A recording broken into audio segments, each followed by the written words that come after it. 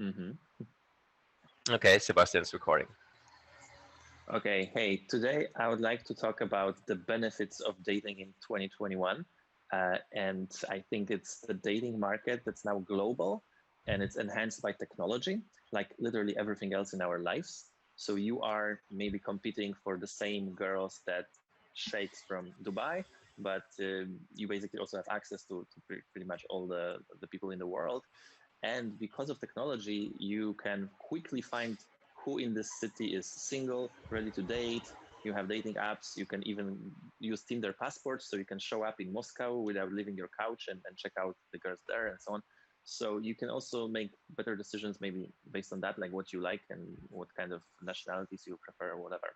So that's one thing. And I think the biggest thing I'm trying to say here is that we used to have dating like non-existent dating pretty much, like parents would select you a spouse, and this was like in Mm-hmm. communism. In communism you're guaranteed a job, you're guaranteed everything, but it really sucks, and everyone has a job, whereas like everyone had a wife. Even if you were completely undateable, even if you were completely unemployable, they would still give you that. Mm-hmm. Whereas now you have like capitalistic marketplace type of thing where Mm-hmm. you can gain so much, you can be a billionaire or you can be Mm-hmm. homeless. So there will be some people that will get nothing, there will be some people who will get everything, and there will be Mm-hmm. the incentive and the ability for people who are somewhere in the middle to improve themselves and the way they present themselves, maybe like on Mm-hmm. Tinder, and get better results. And I think that incentive is huge. And I see people around me leveling up, you know, uh, taking better care of themselves, doing better business, doing a lot of different things to increase their chances to get higher quality girls, for example. And I think girls also think about how to get and keep higher quality guys. So let's start with this. What do you think about this? I think it's a very good comparison, the comparison to the economic system. And I agree with that. Might not agree on the outcome, but agree on the fact that we are moving from an era of which you can call maybe communism or social welfare state to an area of hyper capitalism when it comes to dating. And what that means, and you already touched on that, is that a few individuals are able to leverage their potential not only in terms of capitalism on the markets and therefore make a lot of money, but similarly, those individuals or other individuals are able to leverage their attractiveness, their money, their charisma to get a lot of success with girls, more success than they had before. They're able to have access to more girls or more guys, basically just more partners than ever before. Potentially, yes, potentially it's very satisfying. But I would say, just as with hypercapitalism, there's a large percentage of the population that suffers because the total quantity of partners available is fixed. And if some guys, because they're attractive and they can use Tinder to get to know very quickly a large amount of partners, those guys being in the market means there's less girls available for the rest. And girls are becoming more and more picky, very picky nowadays, that it's for an average guy, it's almost impossible to get a normal girl on a dating app. And even on the street or in a bar, it's going to get more difficult because a lot of these girls have been approached by and see those hot guys on Instagram, social media, Tinder, and the other dating apps, and they get attention still because they're a girl.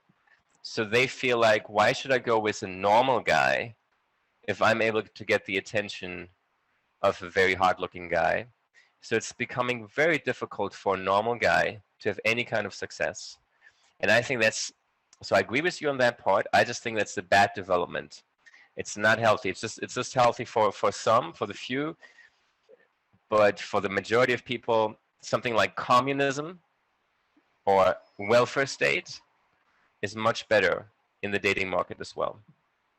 I would argue that right now, almost anyone could get a partner and quickly.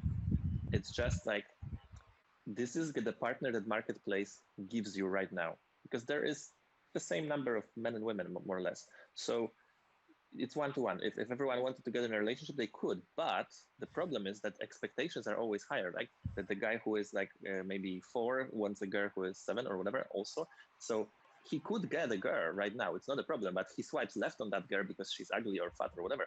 But this is maybe what he corresponds to in this hierarchy. But the point is that both genders can do something to improve their chances. And maybe women go for 20% top guys. But I think that the remaining 20%, let's say below that, could step up their game, could take better care of themselves, that their finances grow and blah, blah, blah, and become equal value to those top 20% of guys. And they would also have success because part of it is just like guys were never good at taking care of themselves because they never had to compete on looks. And now on Tinder, they do have to compete on looks. And women are great at competing on looks because they've been doing that all along.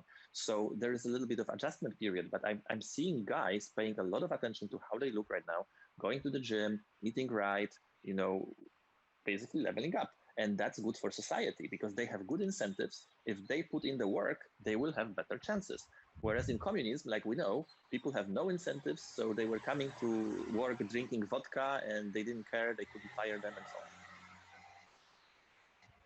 on. Okay, but the thing is, in communism, the problem was that, as you said, people don't have an incentive to improve. Sorry.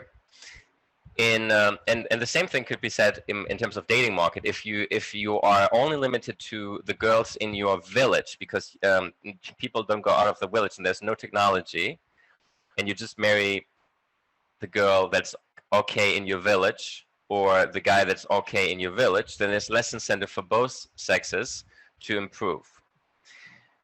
Now, if people in the capitalist system improve, they work harder, there is more benefit produced for the society as a whole because more gets produced. If everyone tries to look better and be more attractive and use more makeup, nothing improves. Basically just the level which is normal goes up. So let's say the whole society, all the guys will start now going to the gym. Okay, there's some benefit in going to the gym, but let's say just using makeup, going to the hairdresser once a week, buying expensive clothes. Then in order to keep up, I have to do the same thing. And then basically, because it's a relative game, it's not an absolute game. There's so if everyone looks better, it's not a better society because everyone looks better. What's important is just the how I look relative to the other people. And so if everyone looks better, that's a bad thing for me. I would disagree that this is just a relative thing. I think biologically, we have a certain reaction to a person that we see. It's either an attractive person or let's say non-attractive person. And if you turn the unattractive person to an attractive person, it doesn't matter that there are also other people who are attractive, but like this particular person will make the girl, let's say, feel certain things like, oh my God, okay, this looks like good jeans or whatever. I like that guy. Even if a lot of other guys are also attractive, but that's good. Because like that's what we have with girls, right? Like guys are attracted to maybe top 50% of the girls. So yeah, I think it's not just relative. Like sometimes you don't even know how other people look or whatever, but like, is this guy a yes or a no? That's the decision that the girl makes. And if the guy looks much better than before, then probably she will be more likely to be attracted on the biological level, instinctual level, you know? Yeah, I mean, what I've seen is I have a different information on if it's relative. I think it is very much relative. I think there's something called, I think it's called the alpha out effect. So when a hard looking guy, tall, gets a lot of attention, and then he's on a picture with somebody who's even more attractive and taller than him, it makes him look smaller and less attractive. So you can nicely illustrate it with just graphical comic drawings. When you have some comic drawing that looks You don't know how it looks, maybe ugly or not so ugly, or you just have one compared with many ugly commie drawings. Like one looks better, but then you have this one better looking one with a lot of beautiful ones, and this one looks ugly. So I think it really is comparative. And so if everybody looks better, it's not gonna help me. For example, let's do height. There are some people that are complaining that there are height differences. And they were saying, wouldn't it be possible that there are no more short people? Because so on a medical forum, they were saying, you know, we should have an invention. So because being short as a guy is so terrible for you as a guy. What we should invent is a medicine to make us all taller. But then I was thinking that doesn't make any sense, because we are already much taller than we were 200 years ago. And if you go to China, or if you go to an Asian country or India, the average is much shorter, so you're going to be taller. So it's not the absolute amount. It's not that somebody has to be 2 meters tall, 180 tall. It's just how does he compare to the average? And if the average goes up because everybody wants to be taller, or everybody wants to be more athletic, or everybody wants to be better looking, then your relative position goes down, and so everybody has to keep up. So there's no improvement. There is truth to what you're saying, but there's also the biological component, like the visceral component. Like if the girl looks at the guy, and what does she feel, or does it make her, you know, want him or something? Like this, I think, is on the individual level, and then she's just considering him. Like, is he good enough for me, for example, right? And and it's about like how he looks. It's not necessarily about how everyone else is. Like, there are some things like, I don't know, symmetry of the face or whatever. Like there are those factors that are, you know, either someone like feels, oh, this is like really hot person or not, based on all of these things that they have. And I think the comparison is one thing, but there's also just like one-on-one. Do you feel like this is an attractive person or not?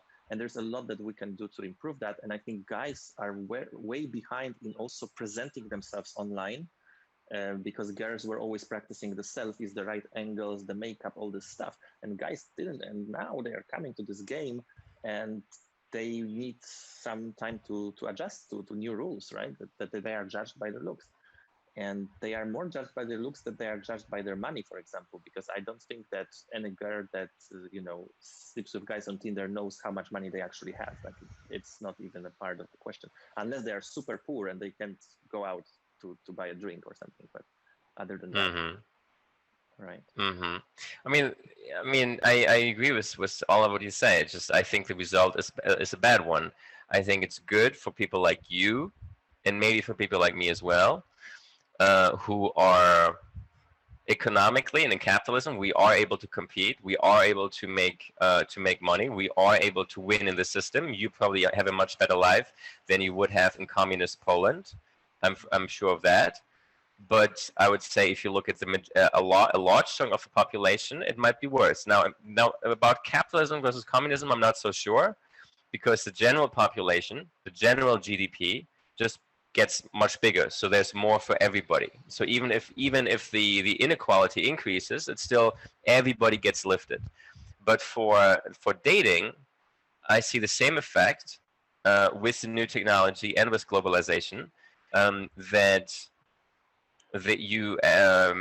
you're now able as a guy to anywhere to go anywhere in the world, if you're a hot guy, and immediately via Tinder get girls, but you kind of sucking those out of the market, and that's bad for everybody else who's there and who doesn't have the same. So you are the capitalist winner of the system, but there are other people who are the losers, and we don't have the same effect as we have for the capitalist economy. The capitalist economy is better because the overall GDP, the overall productivity goes up.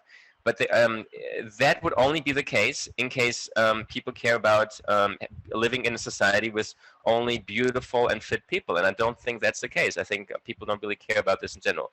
If I may continue one more, just to make my point, I would like to share, if I may, my screen quickly.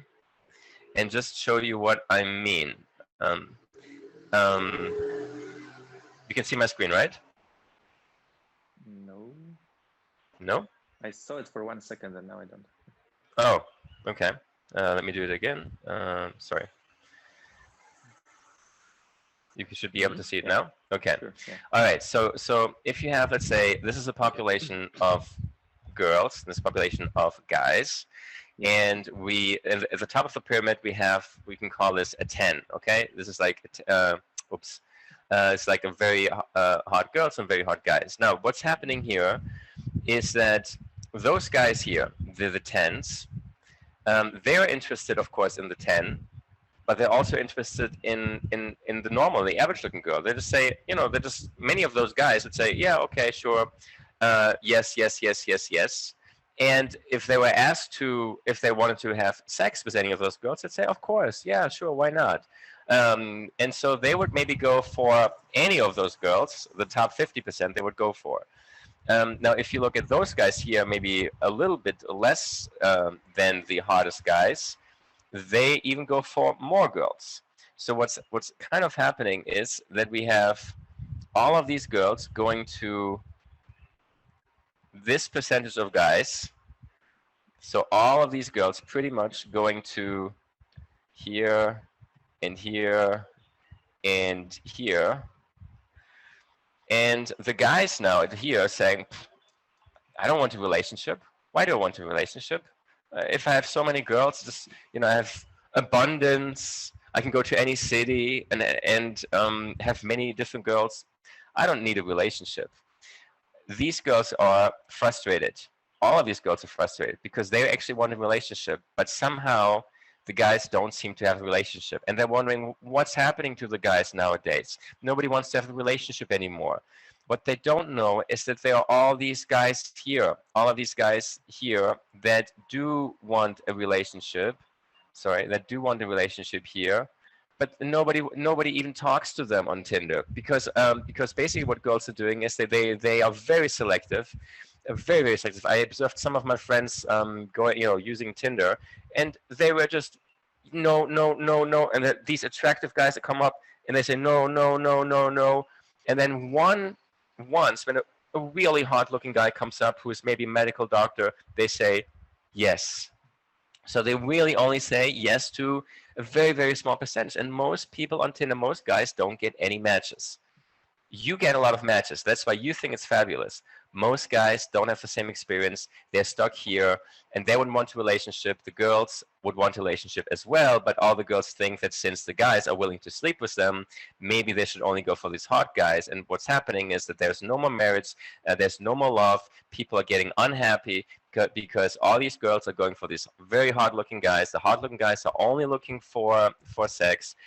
All the other guys are looking for relationships. They become depressed. They become the people that go out and shoot people in the schools because that's what's happening. And if you look at all these people in the U.S. who is shooting these, they're just frustrated guys because this community of these guys that are called incels that don't have any more possibility access to the dating market because they're excluded, and they're basically excluded because technology makes it so easy for these guys to leverage their attractiveness and maybe money, maybe their confidence to not only sleep with a few of those here in their village as it was before, but sleep with any girl in the world at any point in time when they want to.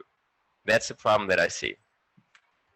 Okay, that is something that's happening, but like later when the girls get over 30 and so on, they start looking for those unattractive guys who want relationships, and they know, and they do that because like most relationships are with beta male providers who are not attractive, but girls at some point make that trade-off.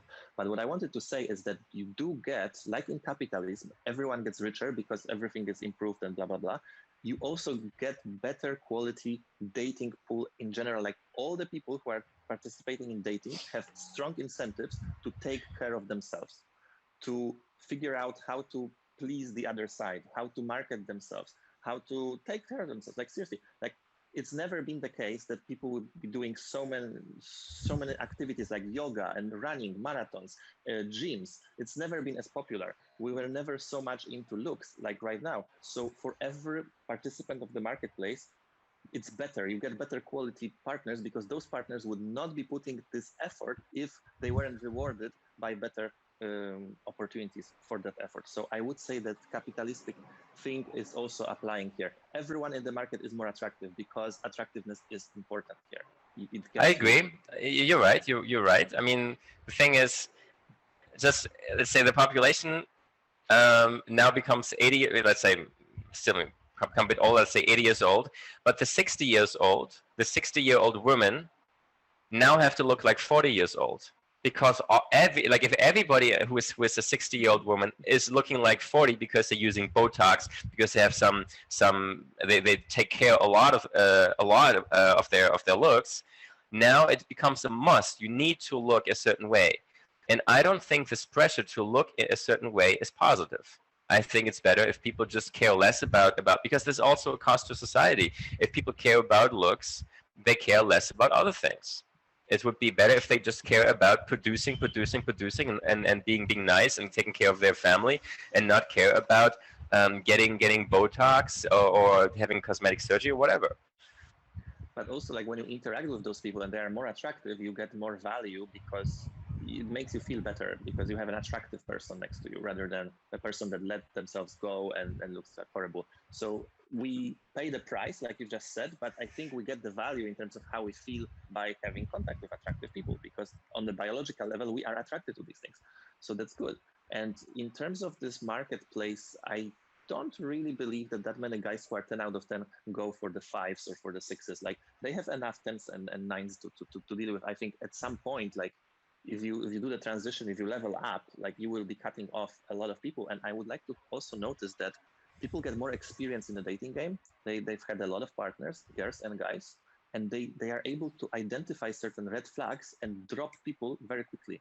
So you can chat with the girl, you say the wrong thing, and she's gone. She's unmatched to you. You didn't even say anything offensive or something, right? But also I can see the girl doing something like that shows lack of respect to me, and she's gone. Like I don't even like blink an eye. So that leads to better relationships because we don't put up with nonsense anymore, and we weed out people who don't respect our time, who are there just for a free meal or dinner or whatever, right? Because in the past, people were forgiving others way too much because they had scarcity. Whereas now it's like you are either treating right way and we're doing what we want to be doing, or I'm going to do it with someone else. Like, don't waste my time. And girls are like that when they hit 30 plus, when they want marriage. Like, oh, if you're not looking for a relationship, next. And guys are like that if you're not like hooking up on the first date or something, next, because I know I can get better than that. So I think it becomes more. But yeah, but so I agree with you, Sebastian. I totally agree with you. The only thing is the evaluation of it. So for me, I don't think I have get more out of being with good-looking people than bad-looking people. Because to be honest, I think it's more important to me how I feel, how I look, how my look or how my status compares to their status, then it is important to me how they look, how attractive they are, or how much status they have. So I feel more comfortable with people where I'm the best looking one and maybe the best one, the richest one, the most intelligent person, than to be in the lowest level and be with people who are above me. So for example, in let's say in Asia, or India, China, I'm generally, I would say, one of the best looking guys in around, let's say, a group of people, and also the tallest guy, and that makes me feel good. So you could say, well, I should probably feel bad about this because people are less attractive. No, I actually feel good about it. And when it comes to the attitudes, I do agree the attitudes change. I do think people are less forgiving because there's so much. If you have, let's say, 100 matches on Tinder, well, you're gonna say, well, I'm not able to interact with 100. So the smallest thing that somebody does, out. The problem I see is, I think it's more of a problem. I think because people should be forgiving. There should be I think for a human relationship, you need to kind of sometimes say something which the person might not like, and you kind of have to get to know the person. And if it's just if you have 100 people, it's just about the looks. It's just about very superficial, and if anything negative, you're just gonna say no. I don't think it's healthy. No, I think what we're talking here about is like the behavior. So, for example, if you got a match with a girl, then she accepts your looks. But if you start being very needy and crazy and that, she will reject you, right? Or if the girl, let's say, sets up a date with me and she cancels it last minute or something, I will never talk to her again. Because if this is what she's bringing, like this is her best, putting best foot forward, I don't want to have anything to do with that. So if you pass this stage and then you actually meet the person, then you can have an actual interaction. I think the physical attraction just helps to have like first date, first sex. But then if it happens again, and if you start seeing someone more regularly, that depends on the compatibility of your personality. And you have this unique chance right now to find someone who is attractive for you, who is compatible in bed, and who has a compatible personality, which was unheard of before because you were choosing out of 5 people and they had weird S personalities or whatever, right?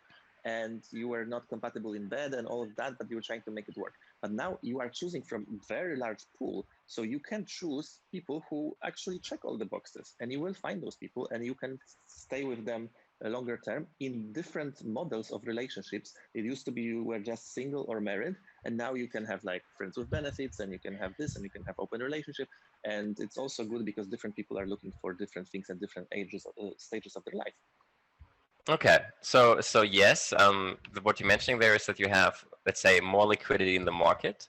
It just you have, if you have, let's say, a dating app with 5 people in let's say in Poland. Well, you're gonna be matched with people that are not necessarily your type. But if you have, let's say, everyone in Poland on there, then you can just be very specific in what you're looking for, and you can be matched with one person that's the best match for you. Great. The only thing is that, unfortunately, and that has to do, of course, with how the way that these dating apps are structured. This is not how it works, because I'm not. What's important for the happiness of a relationship is only to a small extent the physical attractiveness. What is important to the happiness of a relationship is things like personality, yes, maybe education, upbringing. Um, in the dating apps, in order to get a date, the only focus on physical looks, almost 100%, especially for guys. So that's it. So it's different criteria that people use to select with whom to just get to know, and then of course, yes, of course, this relationship might not, or this encounter, this date might not lead to a relationship, but many times it still does. And I see that the matches made via Tinder are not the best matches because people did not filter for things like personality, education, educational background, values, and so on. Because it's almost impossible to do this on Tinder. But I think the first good like question is like, are you attracted to this person physically? I think it's a fair question. If you have a very large pool to choose from, you really shouldn't start by people you're not attracted to. Come on now. Like if you are a guy, you're attracted to 50% of the girls, why would you go for the girl you are not attracted to even right from the get-go? So you get the girl who you are attracted to, and then you have a date, and then you have sex, and you like how you have sex with her, and then you start maybe seeing her again, and maybe then you learn about each other's personalities, and if it's not a match, it's not a match. But if it is a match, then you continue seeing each other. And I think that's how it works, and it's very reasonable given the large pool of population that you can choose from, to start with what am I attracted to, do we like each other in bed, and then do we have compatible personality to see each other longer term, and then you can maybe get in a closer and closer relationship. But all of those boxes have to be checked, because you don't need to be with a relationship with someone you're not attracted to, you're not compatible in bed, you don't have compatible personality. Like you don't need to do that. Okay, sure, but you're right. You have to be attracted to the thing. What's happening is, if I meet somebody on the street or in a bar somewhere, not in a dating app, I would look for somebody who looks good and I'm attracted to. Doesn't have to be super hot and attractive. Just somebody who looks, normally attractive. Not very fat, just healthy and attractive. Normally attractive. That's my criteria. And then the most important thing is personality and interests, education, intelligence. On the dating app, the problem is, especially for women, if they're gonna do this same criteria, they would be inundated with matches. They would get thousands of matches. So they need to have much different standards. Now it's not about having somebody who is just looks similar to me and is generally kind of attractive. Now, because that will lead to 1,000 matches. Now, if you only want to have 10 matches, you're only going to go for the hot guy, and all the other ones who normally would be totally fine, totally okay, and they would have a great personality, would be perfect match, just get deselected. I think that's like the first time the girl enters the world of Tinder. That's what she does, and that's what she ends up having as a result. And she's actually disillusioned with that, because those guys never message her. Those guys will never be in a relationship with her. Pump and dump. Those guys are stupid. Like they are beautiful and they're stupid, and the girl is smart and she can deal with that, and so on. So then she goes like, okay, let me restart the Tinder, and let me select guys who look maybe smart, and maybe this, and maybe that, and maybe nerdy guys, and maybe musicians guys. And but you can't filter for that. But you can't filter for that. That's the thing. Yeah. There's no way. Filter. Tinder doesn't allow you to and doesn't match you based on personality, based on nerdiness, based on those things. It's only looks. You can tell sometimes this guy looks like a nerd. He says that he's a programmer. This guy is with the guitar. He's the musician. Like some things you can actually tell and communicate. And this guy is super good looking, but he spends all of his life at the gym and he has low IQ. And after she goes on 5 dates with guys like this, she knows what it is like. So then she might actually swipe left on the guy that's showing the abs and not showing like a description or something, right? So they experiment and they see what works for them, what doesn't. And eventually, they get tired of those alphas, and they're like, oh, it would be so nice to have like a husband or whatever. So then they go with the beta male providers who make them their girlfriend on the first or second date and show them their phone. Like, I'm not talking to any other girls. Well, of course, because they have no matches as well. So, and then they get in a relationship because they're desperate. I'm speaking a real story here. And yeah, and it works. And most relationships will be with those beta males. And if those girls want relationships, that's what's going to happen. Yeah, okay, but I'm just saying the matching could be much better. Like you're saying, yeah, there's some indication on the profile. I do know some feedback I've been given is because I also have pictures of me shirtless, was showing my six-pack, and as you say, people assume that I must be a Casanova. I must be somebody who's very confident in bed, and that's the opposite. I'm a nerd. I'm a workaholic. But you know, I do want to show that I'm not just that. I'm also a healthy individual. But people misinterpret that on Tinder. So I don't. I don't think that you can get a really good impression of the personality just from some pictures and from what the person writes in a few sentences. True, but you have to go through the numbers. You have to put in the numbers. You have to meet a lot of people, and you have to develop sixth sense almost. Also, like how the profile translates to an actual person, right? Because there are indications on the profile that the person is crazy or that the person is hiding something or this or that. Like the longer you are in the game, the shorter you kind of, like the quicker it is for you to realize like who you're dealing with, because you've been dealing with this kind of people for a long time. So that's why girls very quickly, you know, give you the label, okay, you are beta male, you're alpha male, whatever. Like this is yes, this is no, because they've seen it so many times. They've seen how those guys communicate, how much they, you know, how nice they are, if they have options versus if they don't have options, and all of that. How quickly do they respond? Who gets to chase whom, depending on the attractiveness. So after a while, they know very, very well, like how to judge guys quickly. Yeah, I understand, but that's not necessarily positive. I mean, it's as I said. I mean, I think if you look at the outcome for 100% of the population, and you divide this into, let's say, homosexuals, heterosexuals, male, and heterosexuals, females, I would say for homosexuals, particularly gay, I think it's working out well. I think that it's working out well because more gays are, because guys respond a lot more. Let's say when a girl responds to 1 in 100, a guy responds to 1 in 4 with yes, and so it's just much easier to get matches. When you are a guy, I think when you are a guy who is successful and especially good looking, attractive, yeah, it's Tinder gives a lot of options, and you would probably have an opinion similar to yours. Like, hey, everybody gets the option, and everybody can improve his looks. But no, I don't think that everybody can improve his looks. I think a lot of it is just given to you by nature, and I do think that, especially if you talk to guys who are short, who are Asian, who are Indian, who are not good looking because they don't have any more hair, they're bald, they're fat. It's just gonna be, yes, I can take nice pictures, but still, it's gonna be very difficult to get a match. It's gonna be more difficult to get a match outside a dating application, and those guys are frustrated. And this is actually a huge problem in society right now. This community of incels, involuntary celibates, who are not able to get any dating partner, is increasing. It has been increasing enormously, still increasing. The percentage of guys who are not having any sex is increasing rapidly, and there's a huge population of, and it's, for a guy not to have sex for a really long time because nobody wants you, it's a really frustrating experience.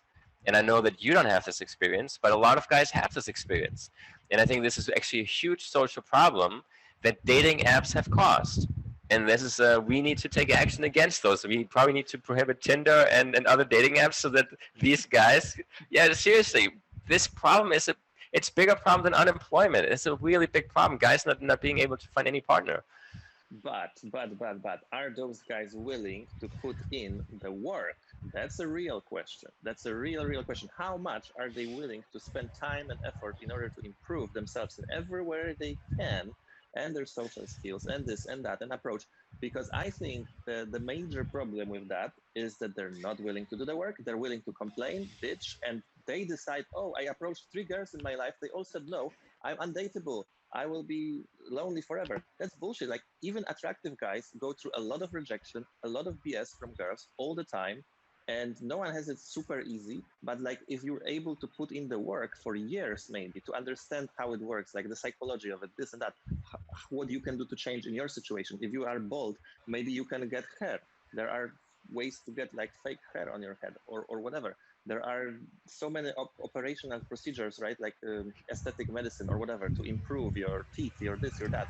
So I don't know, if someone really wants and really works on it, and then doesn't, try to get a girl who is much taller than him or something, but like someone who is, let's say, on his level in attractiveness, I think there's no problem. And also, if he's targeting girls over 30 who really want a husband, those girls want guys who want relationships, and yeah, maybe that's a match there.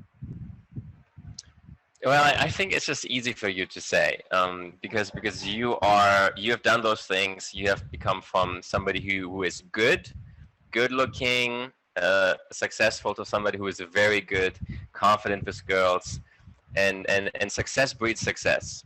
So as you become more confident, you have more success, you become even more successful. So I think it's very easy for you to say this. I just think that this is not doing justice for the majority of guys. I'm gonna, if you allow me, share my screen again. So this is a famous incel, meaning involuntary celibate. He was responsible for mass killing in California. His dad, very tall guy, UK person living in the US in California. And he very short because his mother is Asian. And a very feminine look, and he never got any attention from girls. He tried very hard, and he had a very detailed diary of how frustrating it was for him to always be rejected from girls. And he tried everything. I mean, he tried a lot of things, and it just didn't work for him. Let's look at this guy here on the left. It's just a small difference to this guy here, which they call here Slayer. Just a small difference, okay? But you can see this guy, if you think about this, it's very unlikely, and you kind of know this just from your experience. You kind of know this guy's going to have a hard time having any dating success. And there's not much you can do about this, only because of his chin being a little bit recessed. This guy's going to be difficult to get any girl. This guy's going to be difficult to get any girl. This guy's going to be difficult to get any girl. this guy here on the left is going to be very difficult to get a girl. There's just, and you can see there's only a small difference you can make in the face. Now, however, just to say to this guy, oh well, you just have to get cosmetic surgery so that you will be able to enhance maybe your chin and maybe your eyes so that you're gonna have girls. I don't think it's gonna. You can't do this for the whole population. It's just gonna be that a large number of guys are always going to be frustrated, and with dating apps and what's happening with Tinder and into globalization, it's just happening, rapidly increasing, and it's a major social problem. I want to make 2 points. First of all, for every guy who is without a relationship with a girl, there must, by definition, be a girl who is without a relationship with a guy. Like, it's facts, right? 50-50 here. But not sex. Sorry, but not sex. Okay, because sporadic sex. That's true. That's a good point. But also, this guy, if he wanted to have sex with absolutely unattractive women, he could probably, because those women are also desperate. So that's another thing. But not so sure. Like the recent time I was watching a documentary about this topic, and there was this cripple, this woman cripple, and she was saying on Tinder, and she was saying, I want to go for the hot guys. And she's only going for the hot guys. Even the most ugliest girls, they're only going for the hot guys, because even the hot guys say, okay, sure. There is a dating site now becoming more and more popular for disabled girls. Why? Because disabled girls might have a hard time in the dating market normally. But since there's so many frustrated guys that don't have any success on Tinder, they go to this site because they're desperate, and then they can find a girl there. So the normal looking or maybe good looking guys are even going for maybe the lowest range guys. And I'm sorry to say this, but this is unfortunately how humanity works, that we kind of put people into categories depending on their status, attractiveness, and money. And it's just that the normal guy just doesn't get anybody, even somebody who is extremely ugly and disabled. It's impossible for a normal looking guy. I think that's a narrative in the US right now. I'm walking down the street, I see couples where she's taller than him. I see it where he's super tiny, she's super tiny. They're holding hands, they're in love. Like, there are different universes. And also, like in villages, there are still rules from back in the day. Because I agree. what we're talking here is just the big city. Exactly. So like in villages, yes.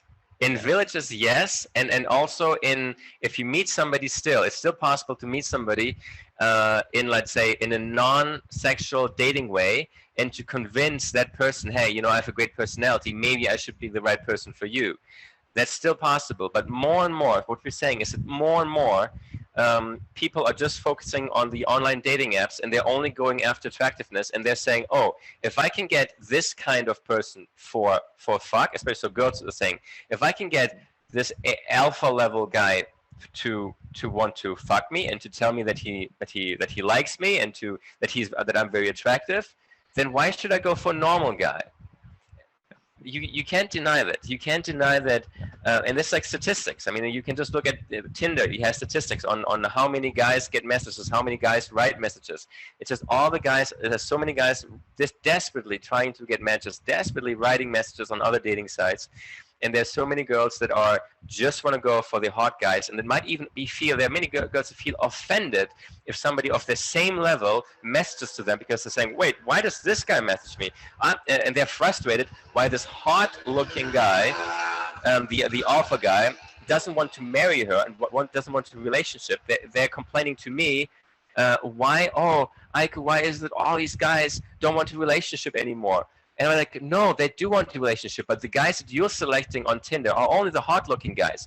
Sorry, but if you don't go for the hot-looking guys, you should probably turn Tinder around, turn your mobile phone around, upside down, and go in the same direction. So everybody you say normally yes to, probably a no-no, because he doesn't want a relationship. Go to only those people who don't want who you normally wouldn't select, and those are the people you want a relationship because you want a relationship.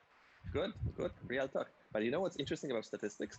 That the average body count of a man and of a woman is exactly the same on average, because every time a woman has a sex with a new man, 1+ here, 1+ here, and we have the same populations, but the distribution is different. Exactly. So of course. You will have girls who are maybe, from 5 to 400, and then you will have guys, a lot of them 0, and then some of them over 1,000, like celebrities and athletes and whatnot, right? So the distribution is a bit different. But eventually, if you have a lot of girls right now who are 35, who are older, who live with their dog or a cat, and have absolutely no chance to secure a relationship with a guy they would like. So that's another like incels type of thing, like relationship incels, I would say.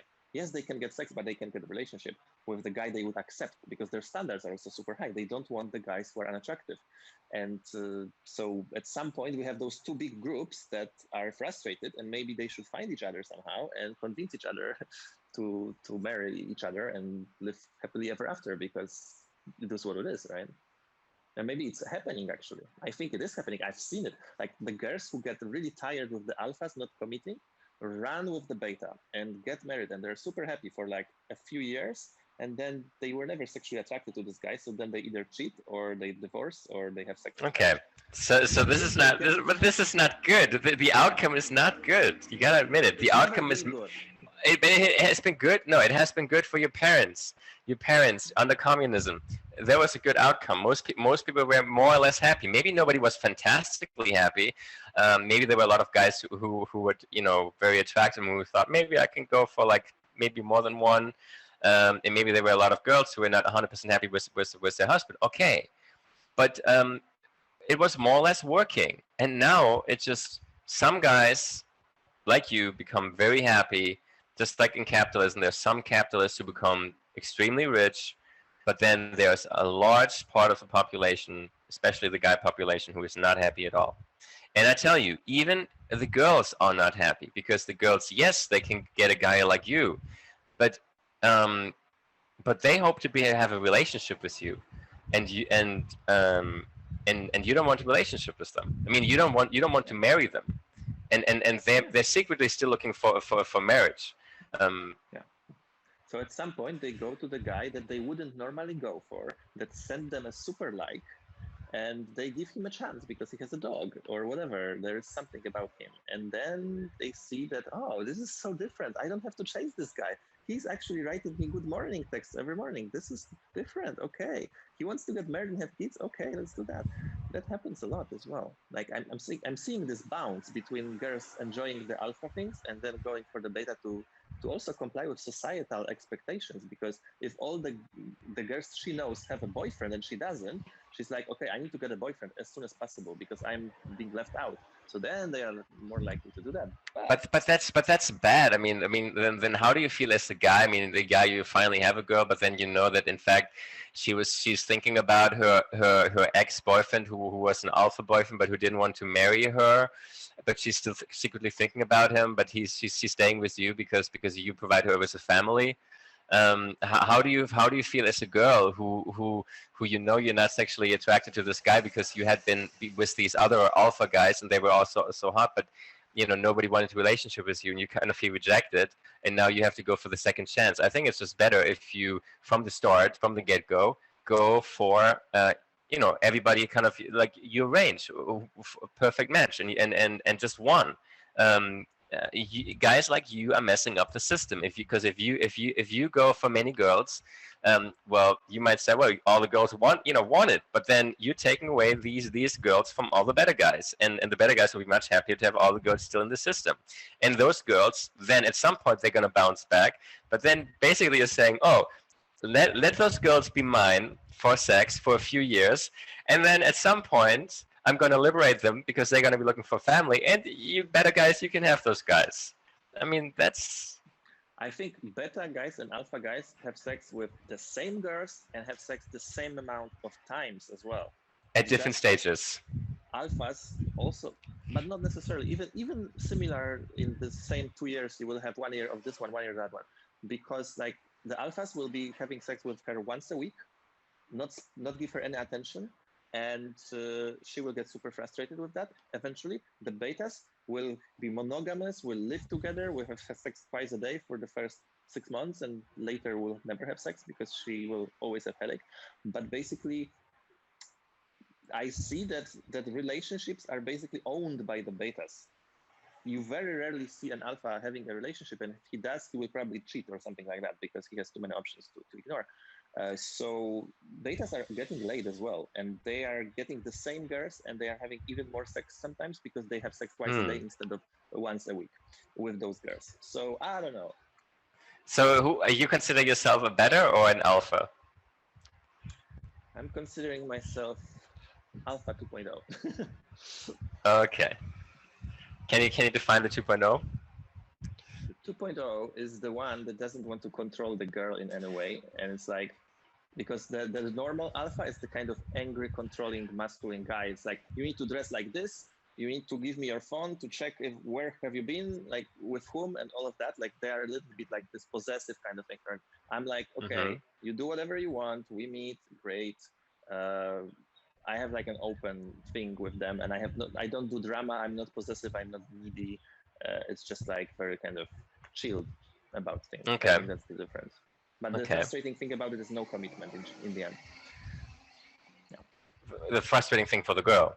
For the girl has something frustrating in every case. In the alpha 2.0, beta, like each one of those guys, like the normal alpha will be too controlling, too demanding, and like that, and be cheating on her. And then the beta will be boring and needy and just unattractive sexually. She will not get wet for him, right? So she cannot find she would like the alpha who is like also faithful and providerish, but that doesn't usually happen. You either have options and you don't want to give them up, or you don't have options and you want to marry her. It's like one of the two. Okay, so you're assuming that if you have options, then you don't want to give up those options. Yeah. If you do want to marry it, it's basically because you're happy with the catch you made, and you're kind of afraid that you might lose the catch. So marry as soon as you can, so that you don't lose the catch. I think there is some scarcity involved in that decision. What do you think? Yep, I agree. I do think. Consider yourself alpha or beta? I'm trying not to act like an alpha. I think I am an alpha. I was yesterday I was in a park in Sao Paulo, and there was a circle of guys, gay guys, and then they saw me, and then several guys approached me right away, and they tried to hug me, they tried to kiss me. They said, "Oh my God, I've never seen somebody so attractive as you." Several guys came up to me, then they invited me to a party. Yeah, so when you get these kind of approaches, and they happen a lot, then your confidence goes up, and you feel more like alpha. But I don't try to act like it, because I do think it's bad for society, and it's bad for the people you're dealing with. I mean, because even though you're very open about it, I still think that. I still, especially girls, I think they kind of accept how Tinder works. They kind of, or they feel it works. They feel it's only about sex, and they kind of accept it. But in fact, they're secretly wishing for more guys wanting to have a relationship, and they don't get to know these guys because they would swipe left on these guys. But I do think it's an unhealthy dynamic. But on the other hand, those top guys give them such experiences that they would never be able to have in any other way. Because normal beta male game, which is like, I'm such a good provider for you, I like you so much, I will do anything you ask, this is not getting her wet. And she doesn't feel attraction. She's like giving him sex so that he keeps on providing stuff, but like she's not into it. Whereas those alpha guys, she's actually really into it. Like she feels like, oh my God, this guy, I want him. And she's super passionate in bed, and this is amazing for her. This is the experience of her lifetime. So that's why they stay in that area. They have a choice. They could go with these guys who want to get married, but no, they want to enjoy as much as possible the feelings that the alpha generates for them inside of them. Like they look at the guy like, oh my God, I want him, and then oh my God, so sexy, right? So that's the value of the alpha. The adventure, the experience, the emotions that they would never ever have with the beta male. Okay, I mean, it's just, if you look at, there might be some positives, some negatives. I think overall you have more negatives. I see it very much when I go to Latin American or Asian countries, where the good-looking males, that were maybe normal good-looking males, become the super alphas when they go to an Asian country or Latin American country. And I can see how, let's say, the Chinese male population feels about the white males taking out all the most attractive Chinese girls, and the Chinese girls being frustrated that the white guys come and they hope for a relationship, but then the white guys go and just we're looking for sex, maybe relationship, but a short-term relationship. And I can also see how those girls are now kind of regretting that the relationship didn't end up in marriage, and they're kind of less willing to have a relationship with a Chinese guy because the relationship with the white guy was actually what they preferred. And you can see the guys as well, that they are frustrated that these Chinese girls had a relationship with a white guy and they feel a bit threatened by the white guys. So I can see that white guys being in China and kind of having sex with Chinese girls is bad for the Chinese girls as well as for the Chinese men. That's why there's a lot of backlash against these foreigners, white foreigners coming in and being sexually active with beautiful Chinese girls. And I can understand why. And I can see it's similar what's happening, even not talking about China and white guys, but even talking about attractive looking guys in Spain. I think what happens also, like Italian guys, Spanish guys go to Poland, and they're like, oh my God, those Polish girls are the easiest ever. Like, they're so proactive, they're all over us. Well, because you are the Italian guy. Exactly. Guy, Exactly. So you're a Polish guy. So I mean, you have evolved, and you're now more like an expert digital nomad. So you kind of go. But it's similar in Poland. Maybe not nowadays. I mean, I think nowadays less. But I think like maybe 10 years ago, 15 years ago, a lot of Polish, and you still see in the Ukraine, a lot of Ukrainian girls want to have a foreigner, and I think it's bad for the Ukrainian men. Well, I think this is like the global marketplace. There will be winners, losers. That's why it's bad. Just like the German companies that come into Poland after the what's it called? After this, the opening up of the Iron Curtain, Western companies coming into Poland and destroying the Polish companies because they're competing them out. They outcompeted.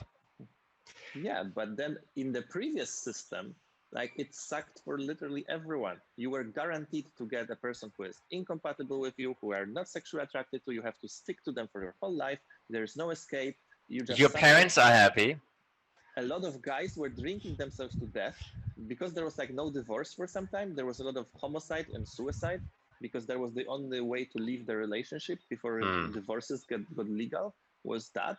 So there was a lot of pathology of every kind and violence and all of that. So now actually, because you can select a person who is attractive for you, who has compatible personality, you're compatible in bed, and you can slowly shape some sort of relation that you want with that person, you avoid a lot of toxic stuff, a lot of fighting, a lot of unnecessary drama and such, because you don't need to put up with nonsense. Like the celebrities, for example, even 70 years ago or whatever, they had like 5 marriages in their lifetime or 7 marriages because they had so many options. They didn't have to put up with crap.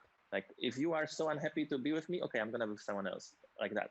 And now it's more available to everyone. And I think it's actually healthy to break the toxic relationships and dynamics, not be stuck in this, but to be able to find your tribe. And even if you're very weird and you only are attractive for like 5% of the population or 1% of the population, you can find your people and you can have amazing harmonious relations with those people. Okay. Sebastian, how about you summarize our discussion? So I have a list here that I hope I didn't like omit something. So we're talking about the fact that now the dating marketplace is global and it's enhanced by technology. So you don't have to like randomly approach strangers on the street just to find out that they have a boyfriend or a husband, but you have in your phone everyone who is single and ready to mingle. And we used to live in something like communism, where every guy had a wife that was assigned to them by their parents, for example. They couldn't leave that person. It was like that. And now there's like a free marketplace. Everyone is incentivized to improve their value, the way they present themselves. So everyone is more attractive, working out more, taking care of their skin, health, whatever. and there are big winners, there are some losers as well, but everyone can improve somehow. And then there are many models of relationships that are available to you, not just single and married, but a lot of like other non-monogamous models as well. We have a lot of advice on YouTube, actually, how to be more attractive, how to take care of your style or whatever. So that's another interesting thing that wasn't there 20 years ago.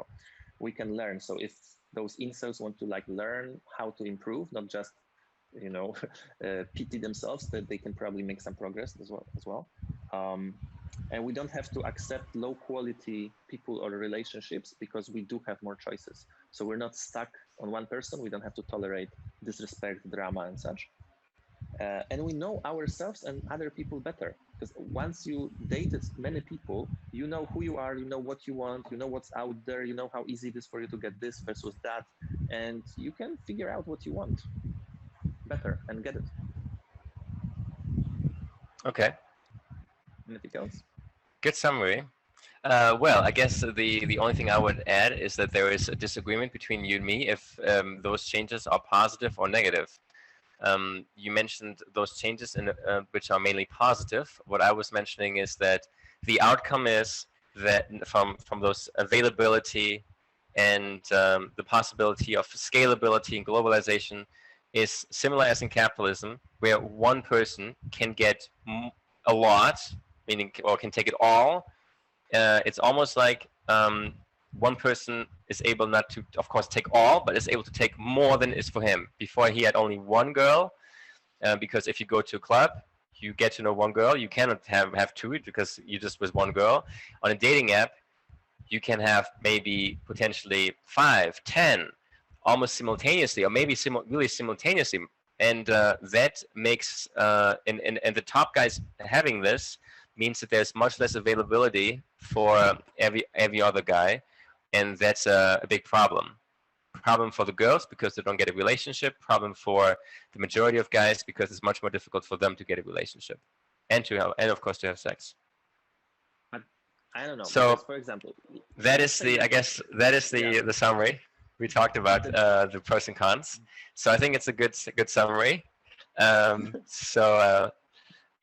right. There are advantages and there are disadvantages. It depends on in which position you put yourself to see which is better.